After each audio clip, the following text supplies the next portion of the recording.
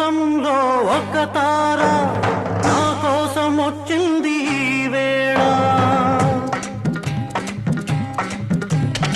ఆకాశంలో ఒక తార నా కోసం వచ్చింది